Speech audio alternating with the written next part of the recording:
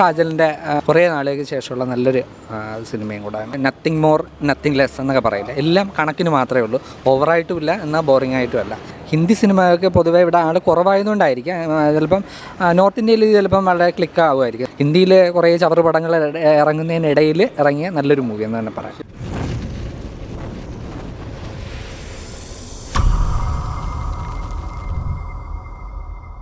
അടിപൊളി നല്ല ഫിലിമാണ് എന്ന് പറയുമ്പോൾ നല്ല ഡയറക്ഷൻ, നല്ല കഥ, തിരക്കഥ, പിന്നെ നമ്മുടെ കാജലിൻ്റെ അഭിനയം എല്ലാം കൊണ്ടും സൂപ്പറായിട്ടുള്ളൊരു സിനിമയാണ്. പിന്നെ നമ്മൾ നത്തിങ് മോർ നത്തിങ് ലെസ് എന്നൊക്കെ പറയില്ല, എല്ലാം കണക്കിന് മാത്രമേ ഉള്ളൂ.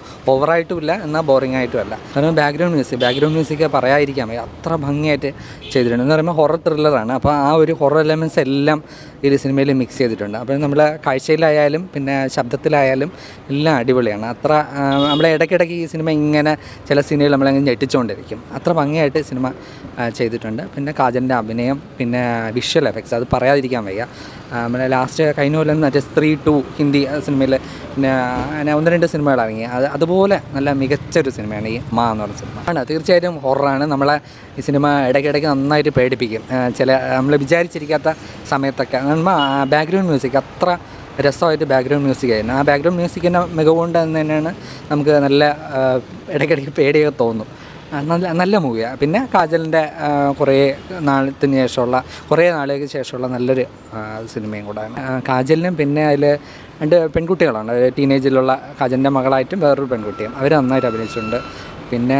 പിന്നെ എടുത്തു പറയാം ഇന്ദ്രനീൽ സെൻഗുപ്തയുണ്ട്, പക്ഷേ പുള്ളിക്കൊന്നും വലിയ റോളില്ല. റോണിത് റോയ് ഉണ്ട്, അവർക്കൊന്നും പ്രത്യേകിച്ച് പറയത്തക്കതായിട്ടുള്ള റോളില്ല. വേണമെങ്കിൽ 1 മാൻ ഷോ എന്ന് പറയുന്ന പോലെ കാജലിൻ്റെ ഒറ്റയ്ക്കുള്ള ഒരു മുഴുനീള പ്രകടനം എന്ന് വേണമെങ്കിൽ പറയാം. അത്ര ഭംഗിയായിട്ട് അവർ ചെയ്തിട്ടുണ്ട്. ഹിന്ദി സിനിമയൊക്കെ പൊതുവേ ഇവിടെ ആൾ കുറവായതുകൊണ്ടായിരിക്കും, ചിലപ്പം നോർത്ത് ഇന്ത്യയിൽ ചിലപ്പം വളരെ ക്ലിക്ക് ആകുമായിരിക്കും സിനിമ. അവർക്ക് കഴിഞ്ഞ കൊല്ലം കിട്ടിയ ഈ പറഞ്ഞ സ്ത്രീ 2 പോലെയും സ്ത്രീ പോലെയും ആയുള്ള നല്ലൊരു എൻജോയ് ചെയ്യാൻ പറ്റുന്ന നല്ലൊരു ഹൊറർ. കാരണം സാധാരണ സിനിമകളിൽ പറയുന്നതിനെക്കാട്ടിയും വേറിട്ടൊരു കഥയും കൂടെയാണ് ഈ സിനിമയിൽ. ഒരു ബംഗാൾ പശ്ചാത്തലത്തിലാണ് ഈ സിനിമ പറയുന്നത്. നല്ല മൂവിയാണ്. ഡെഫിനറ്റ്ലി നമുക്ക് തുടക്കം മുതൽ ഒടുക്കം വരെ നമുക്ക് യാതൊരു ലാഗും ഇല്ലാതെ വളരെ എൻഗേജ്ഡ് ആയിട്ട് കാണാൻ പറ്റിയ നല്ലൊരു മൂവിയാണ്. തീർച്ചയായിട്ടും എനിക്ക് പുറത്തായി, വളരെ ഹാപ്പി ആയിട്ട് തന്നെ ഇറങ്ങിയ നല്ലൊരു മൂവിയാണ്. നല്ല ഇഷ്ടപ്പെട്ടു എനിക്ക്. ഹിന്ദിയിൽ കുറേ ചവറ് പടങ്ങൾ ഇറങ്ങുന്നതിനിടയിൽ ഇറങ്ങിയ നല്ലൊരു മൂവി എന്ന് തന്നെ പറയാം. തീർച്ചയായും തൃപ്തിപ്പെടുത്തുന്ന എല്ലാ എലമെൻസും സിനിമയാണ്. കാരണം ആ തിരക്കഥ കൊണ്ടുപോകുന്ന അത്ര നന്നായിട്ട് ചെയ്തിട്ടുണ്ട്. പിന്നെ വിഷ്വൽ എഫക്ട്സും പിന്നെ ആർട്ട് ഡിപ്പാർട്ട്മെൻറ്റ് അത് പ്രത്യേകിച്ച് പറയണം, അത്ര നല്ല ആർട്ട് വർക്ക് ചെയ്തിട്ടുണ്ട് സിനിമയിൽ. നല്ല മൂവിയാണ്.